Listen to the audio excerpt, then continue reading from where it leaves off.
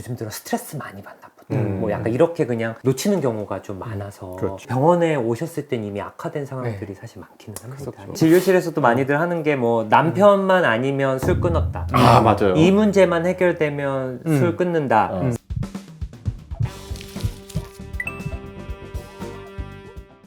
안녕하세요. 멘탈 탄탄입니다. 오늘은 이제 알코올 의존증 혹은 우리가 흔히 알코올 중독이라고 부르는 병에 대해서 좀 얘기를 해볼까 해요. 예. 급성 알코올 중독뿐 아니라 술이 우리에게 굉장히 좀 해를 끼치는 게 많아요. 신체적으로만 얘기해도 다양한 영역이 있습니다.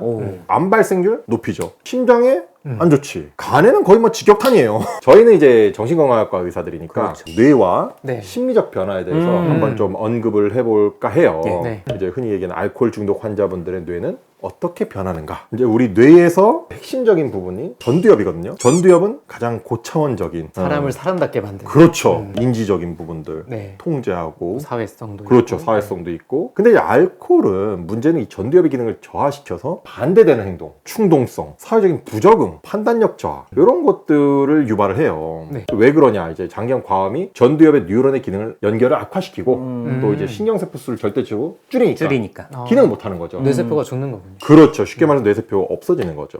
전두엽 중에서도 이제 전전두엽이라는 부분이 있어요. 전두엽의 앞에 있는 부분, 가장 바깥쪽에 있는 부분인데 인지 능력을 총괄합니다. 전전두엽이 이제 기능이 떨어지면은 네. 지능의 손상은 없어요. 네. 근데 도덕성, 통찰 능력, 판단력에 문제가 생깁니다.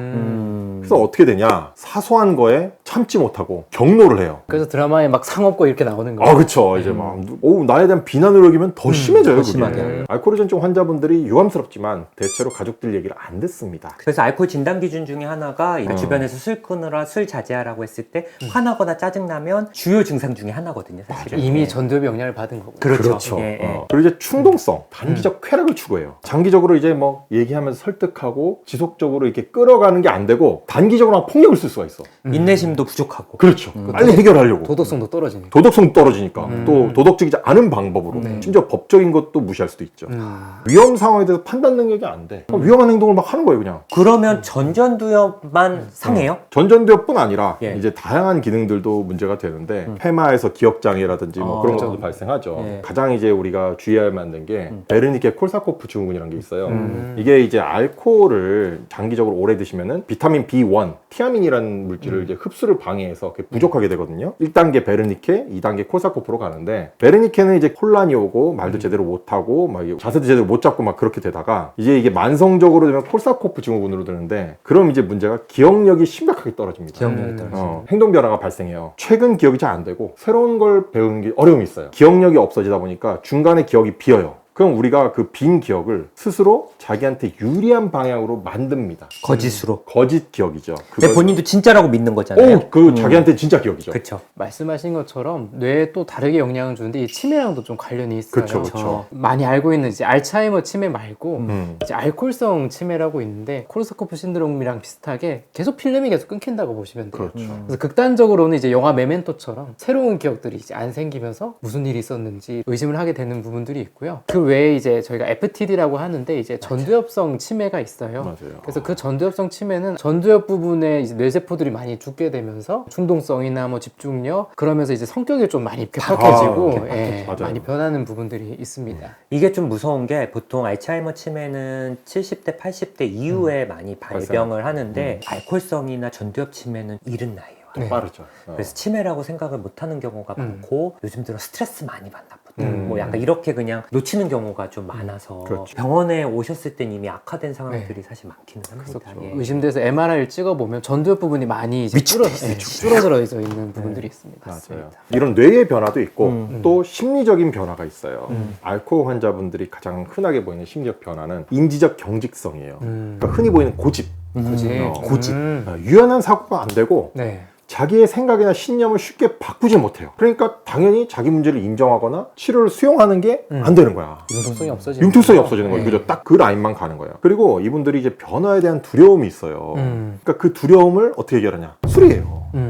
그래서 실제로 술을 통해 일시적인 안정을 찾으려고 하는데 변화에 대한 두려움의 불안이 그걸 더 강화시키는 거죠. 술을 먹는 거를. 이런 심리적 변화가. 뇌가 좀 건강해야지 새로운 정보도 들어오고 거기에 적응도 하고 할 텐데 뇌가 이제 건강하지 않다 보니까 기존의 거를 계속 유지하려고 하는 것 같다는 생각도 들어요. 그렇죠. 알코올 환자분들이 흔하게 보이는 심리적인 방어 기제가 있는데 가장 흔한 거는 이제 부정. 나 알코올 중독 아니야. 그렇지. 이거 심각하지 중독 않아. 아니야? 지금 잠깐 뭐 잠이 안 와서 스트레스 받아서 잠깐 마시는 거야. 그렇죠. 알코올 치료의 가장 우리가 첫 번째로 해야 되는 것이 바로 내가 술을 마신다는 걸 인정하는 것부터 시작해요. 그게 사실은 되게 어렵긴 해요. 어렵죠. 예. 근데 거기서부터 시작을 해야, 문제의식을 해야 이제 치료가 시작되는 거니까 이 부정이란 방어 기제를 극복을 해야 되는 거고요. 네. 두 번째는 이제 투사. 남의 탓 돌리기. 나의 부정적인 감정을 남의 탓으로 하는 거예요. 진료실에서도 많이들 하는 게 뭐 남편만 아니면 술 끊었다. 맞아요. 이 문제만 해결되면 술 끊는다. 사업만 문제가 이것만 되면 나 다 끊는다. 어쨌든 술 마시는 원인을 자꾸 다른 사람들 탓하는 부분들이 좀 있으시죠. 어떻게 보면은. 약간 합리화도 있는데 투사는 이제 남의 탓으로 돌리는 거라면 이거는 이제 내 행동을 정당화하려는 그런 부분이에요. 인간관계를 잘 유지하려면 술 마셔야 돼 우리나라에선. 이게 스트레스 때문에 어쩔 수 없어.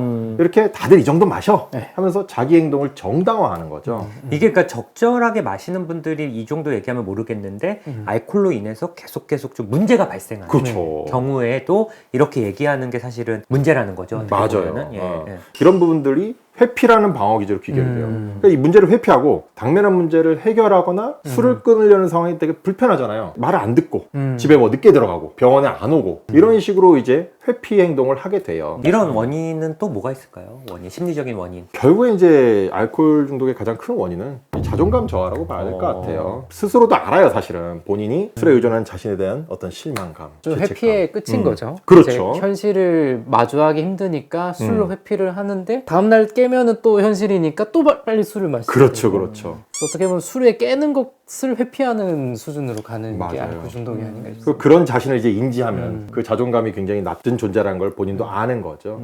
어떤 심리적 상태를 볼 수 있는 게 그 어린 왕자 책에 네. 술꾼의 별이 있어요. 거기 이제 어린 왕자가 가면 술꾼과 대화를 하는 게 있는데 딱 저는 그게 방어 기제를 다 내포하고 있다고 봐요. 어린 왕자가 이제 술꾼에게 가요. 그래서 왜 술을 마시냐? 부끄러워서 그래. 왜 부끄러운데 술을 마시냐? 이 부끄러운 걸 잊으려고. 딱 여기에 했던 멘트들이 그대로 가요. 단어를 몇 번 하니까 어린 왕자도 별 할 말이 없어요. 계속 그 별을 굉장히 빨리 떠나요. 네. 어. 뭐 미성년자가 공감하기엔 또 어려운 있겠고. 부분이죠. 어려운데. 결국에는 알코올 의존 환자들이 보이는 어떤 아집, 고집 이런 거는 단순한 성격적인 문제라기보다는 네. 뇌의 그리고 심리적 경직성, 또 방어 기제 이런 다양한 원인들이 좀 복합적으로 작용해서 나온 거예요. 우리 환자분들께서 자신의 문제를 인식하고 변화할 필요성을 느끼고 건강한 삶으로 이제 오실 준비가 되어 있다면 저희가 이제 늘 도와드릴 준비가 되어 있어요. 다만 면피용으로 일회성으로 오시면 안 됩니다. 굳은 결심을 하고 오시면 저희는 언제든지 도와드릴 준비가 되어 있으니까 구독자님들도 만약에 알코올로 문제가 고민이다 언제든지 이제 근처에 있는 정신건강과에 연락을 주셔서 방문해 보시면 좋을 것 같습니다. 감사합니다. 감사합니다.